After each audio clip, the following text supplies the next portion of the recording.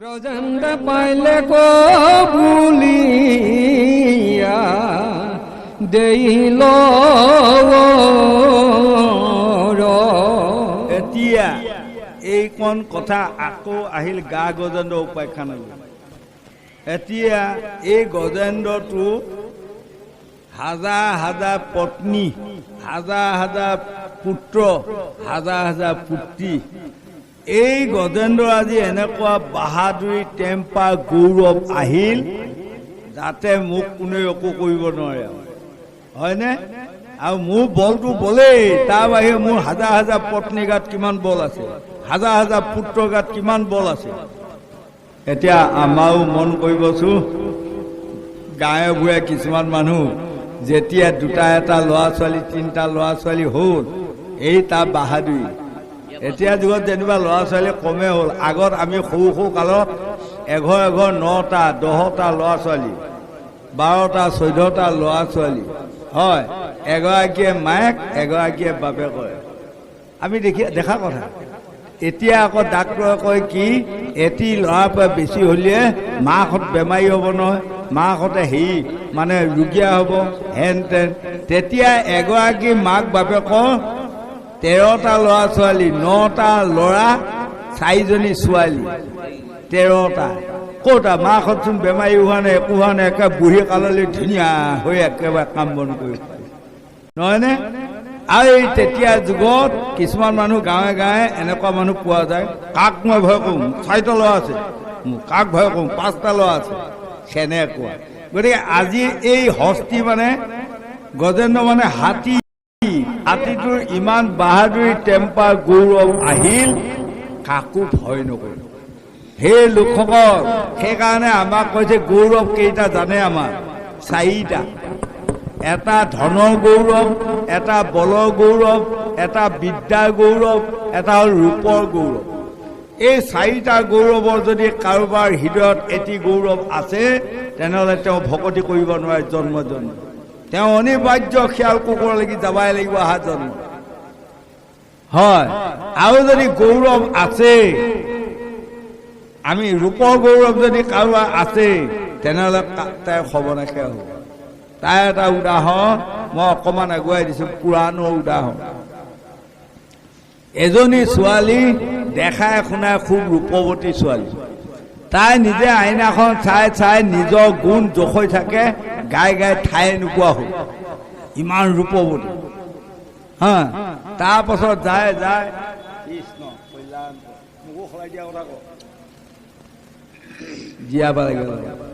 তাৰপাছত এজন বয়বৃদ্ধ মানুহ সুধা, মোক আপুনি কেনেকুৱা দেখে? গাভৰুজনীয়ে সুধিব, কৈছে বাপৰে বাপ, তই বৰ ধুনীয়া ৰূপৱতী ছোৱালী আইজনী।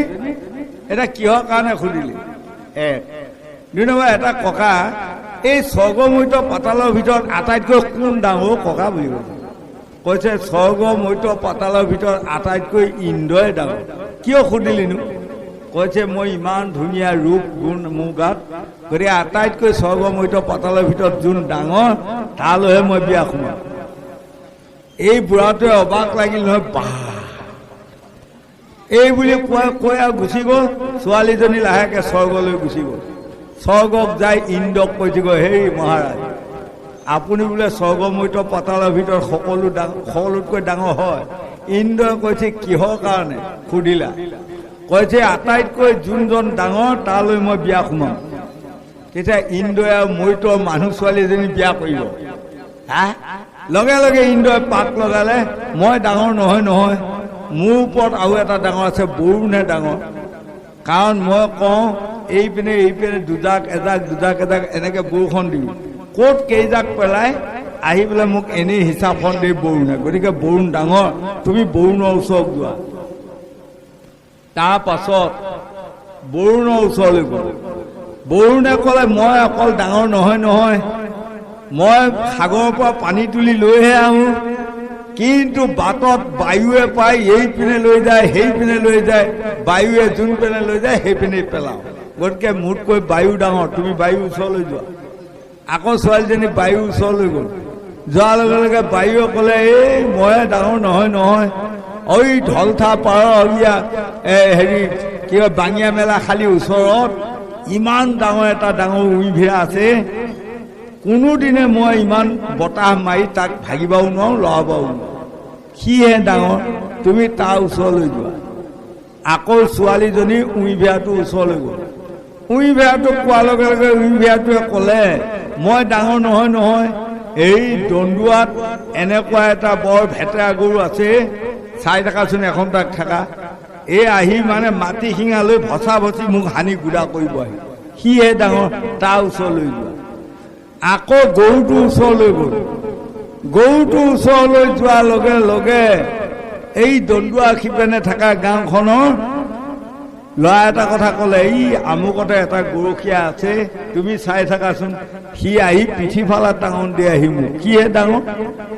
সেই ল'ৰাটো আকৌ কি হৈছে জানে দেখাই শুনাই একেবাৰে আমাৰ যে কয় অফচাইড বুলি কয় অফচাইড ল'ৰাটো দেখাই শুনাই অফচাইড ধনে ধানেও অফচাইড গতিকে 6 বছৰমান হৈছে ছোৱালী বিচাৰি ফুৰিছে ছোৱালী নাপায় কোনেও ছোৱালী নিদিয়ে কৰ্মহীন মানুহ আজিকালি ছোৱালী যদি চাব যায় ছোৱালীজনী যদি কয় আমুকত যোৱা তৎক্ষণাতে ছোৱালীবিলাকৰ এটা মুখস্থ হৈ গ'ল ল'ৰাটোৱে কি কৰে বুলি সুধিবই সেইটো হয়নে গতিকে ল'ৰাবিলাকে যদি চাকৰি এটা কৰে তেতিয়া গপচত ক'ব পাৰিব আমুক কৰিম আৰু যদি নাই তেতিয়া তল মূৰ কৰি পেলাই মনে মনে থাকিব আজিকালি ছোৱালীবোৰ সেইটো সোধেই চব ছোৱালী মই গম পাওঁ নহয় অসমৰ যিমান গাভৰু আছে চবটো মূৰে নাতি বুলি ধৰি লওকচোন আৰু চবে ককা বোলে যেতিয়া নহয় বাৰু এই ল'ৰা সোপা মূৰে নাতি নহয় ককা বোলা সোপা সেই সোপাপেতো মই চবতে ঘূৰি পাকি গম পাই ফুৰিছোঁ নহয় হয়নে এই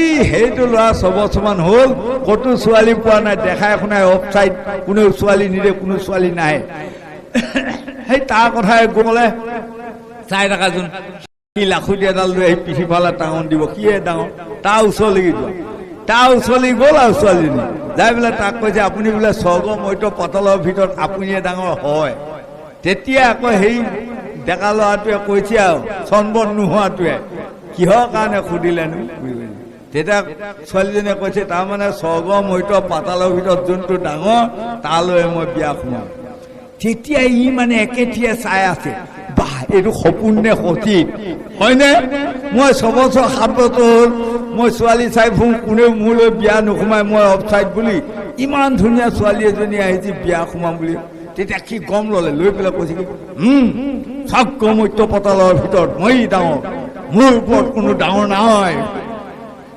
সেইবুলি ক'লে তেতিয়া ছোৱালীজনী লাহেকৈ বিয়া কৰি থ'লো দেখিছেনে এই ৰূপৰ গৌৰৱ কৰাৰ কাৰণে ছোৱালীজনীয়ে স্বৰ্গ মৰ্ত্য পাতাল ভ্ৰমণ কৰি কৰি যায় একেবাৰে দেখাই শুনাই অফচাইড এটালৈকে বিয়া হ'বলগীয়া হয় এই কাৰণে আমাৰ ছোৱালীসকলেও গৌৰৱ নকৰিবা নহয় বাৰু গাভৰুসকল মোৰ নাতি আৰু নাতি বুলি পেলাই কৈছোঁ আৰু তোমালোকে গৌৰৱ নকৰিবা ৰূপৰ গৌৰৱ নানিবা ল'ৰাসকলেও নানিবা ধনৰ গৌৰৱ ধনী বুলি গৌৰৱ নানিবা পূৰ্ব জন্মৰ পুণ্যৰ ফলত এইটো জন্মত ঐশ্বৰ্য বিৰোধী কাৰোবাৰ হৈছে তাতে যদি অহংকাৰ হয় মই ধনী বুলি পতন আহিব আকৌ বিদ্যা গৌৰৱ কোনোবাই বিদ্যাত পাৰ্গত হৈছে 64 কলা বিদ্যাত পাৰ্গত পূৰ্বজন্মৰ এইটো পুণ্যৰ ফল গৌৰৱ নানিবা গৌৰৱ আনিলে তাতে পতন হয়নে ধন বিদ্যা ৰূপ বল বলৰ কোনোবা জন্ম পুণ্যৰ ফলত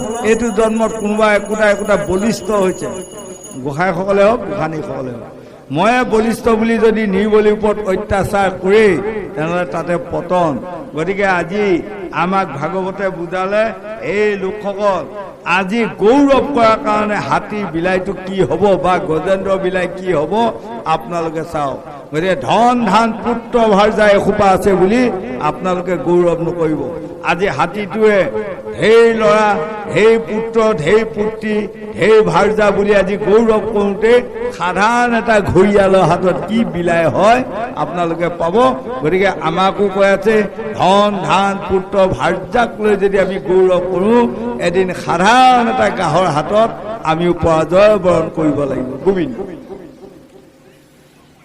পথ